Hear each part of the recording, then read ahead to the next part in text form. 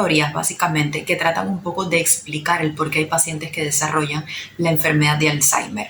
Veamos, hay una teoría que se llama teoría de la acetilcolina, otra que se llama de los trastornos metabólicos y finalmente la más aceptada, que es la teoría del acúmulo de las proteínas. Ahora vamos a hablar un poquito de cada una de ellas de manera sencilla para ver si podemos entender el comportamiento de esta enfermedad y por qué sucede.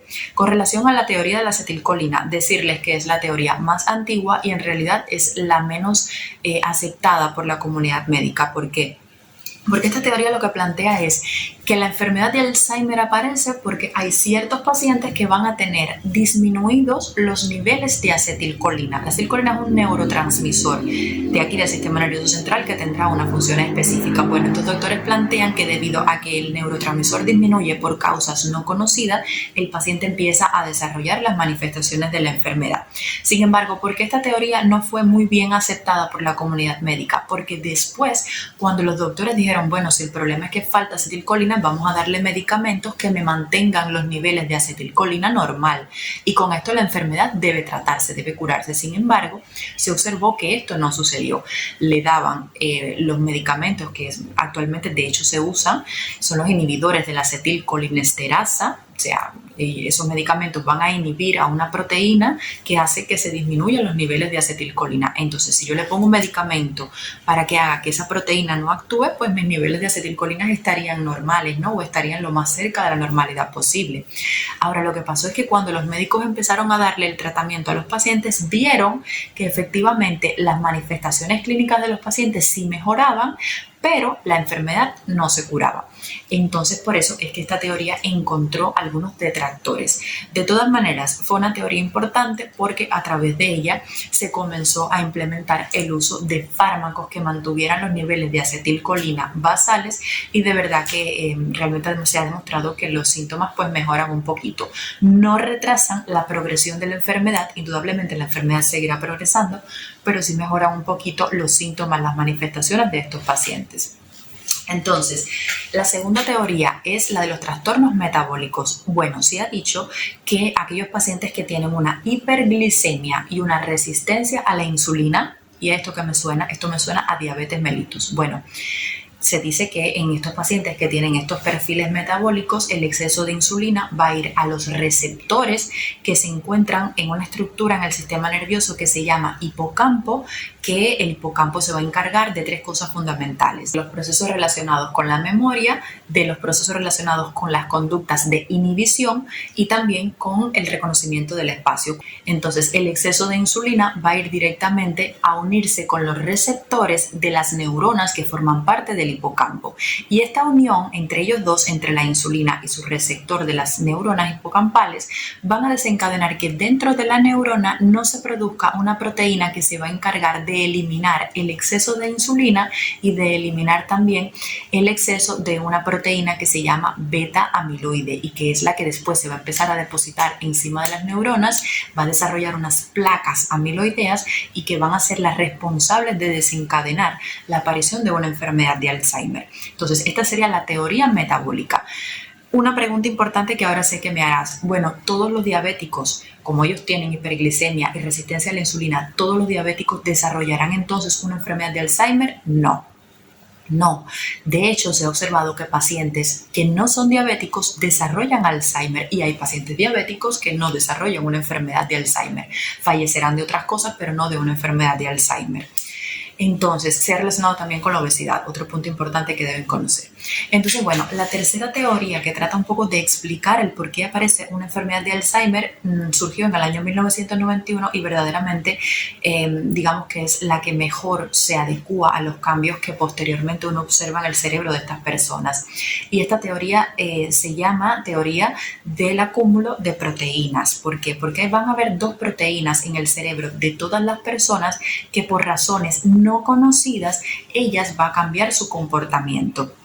Estas dos proteínas son la beta amiloide y la proteína tau.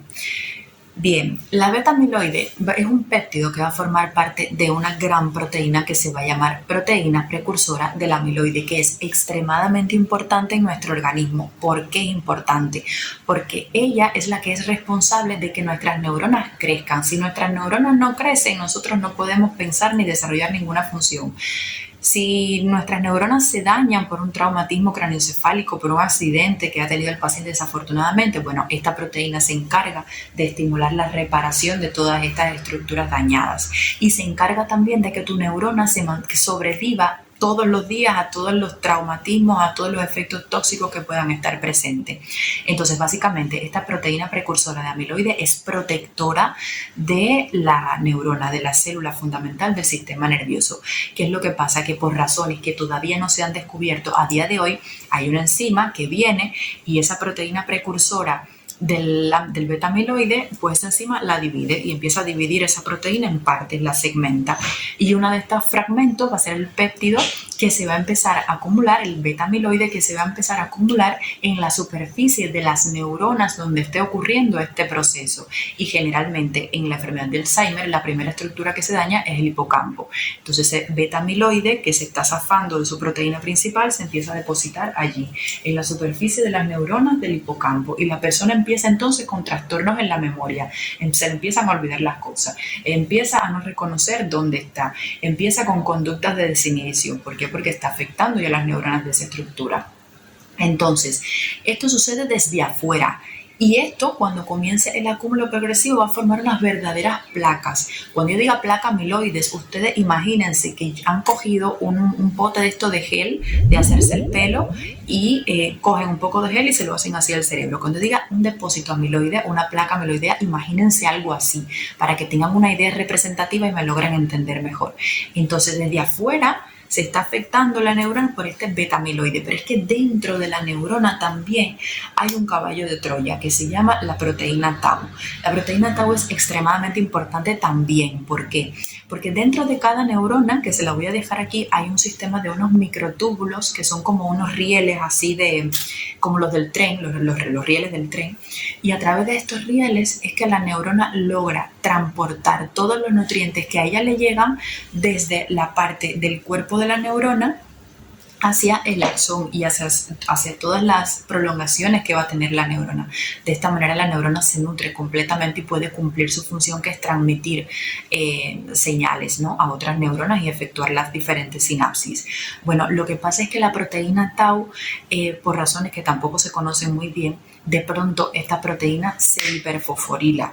O sea, ella como que se transforma, ella como que se descontrola y empieza a unirse con otras proteínas tau y con otras fibras tau y forman como especie de unos ovillos que se llaman así mismo ovillos de tau u ovillos neurofibrilares. Problema grave dentro de la neurona. ¿Por qué? Porque este ovillo tau va a básicamente romper, va a destruir todo ese sistema de los rieles, todos esos microtúbulos que estaban adentro y que garantizaban la supervivencia de la neurona, la nutrición de la neurona. Si la neurona no va a recibir nutrientes, ¿qué es lo que le va a pasar a la neurona? Se va a morir y va a desaparecer. Y esto es precisamente lo que caracteriza la enfermedad de Alzheimer, que las neuronas, por estos depósitos amiloideos desde afuera y por los ovillos, las placas, el sistema de fibras neurofibrilares, van a destruir las neuronas y va a aparecer la enfermedad.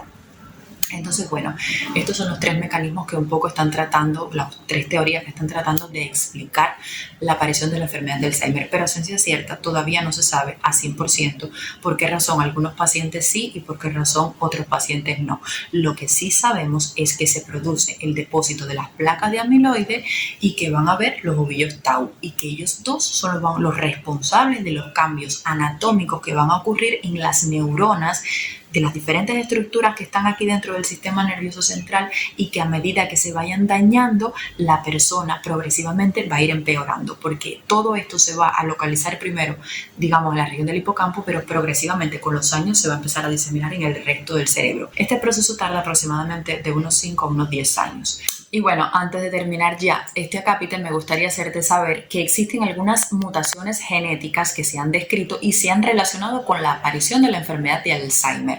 Estas mutaciones genéticas son, por ejemplo, las que se producen en el gen PSEN1, PSEN2 y también en el gen de la APP, que este sería la proteína precursora del amiloide. Los pacientes que tengan estas mutaciones van a desarrollar una forma temprana de la enfermedad de Alzheimer. En el caso de los que tengan la mutación en el gen APP, este gen se encuentra en el cromosoma 21. Es por esto que los pacientes que desarrollan esta enfermedad suelen tener el síndrome Down, que es la trisomía 21. Entonces son pacientes donde la enfermedad aparece sobre los 40 años. Se le llama también el Alzheimer temprano. Hay otra mutación familiar y es la mutación de la apolipoproteína E, se llama así gen APOE. Pero en este caso la enfermedad de Alzheimer va a aparecer un poquito más tarde y se le llama Alzheimer de inicio tardío. Y este gen APOE lo van a tener presente sobre todo las familias que tienen hipercolesterolemia familiar. Entonces, importante que sepas que todas estas mutaciones genéticas tienen un patrón de herencia autosómica dominante, de modo que es muy probable que una persona que tenga la mutación lo transmita a su descendencia y su descendencia también pueda desarrollar la enfermedad de Alzheimer. Ahora sí vamos a conocer un poco sobre cuáles son las manifestaciones clínicas de esta enfermedad, cuáles son las etapas por las que transita. Veamos. Si deseas más información, te invitamos a que veas el programa completo en este canal de YouTube, Esquina Médica Haciendo Medicina Juntos.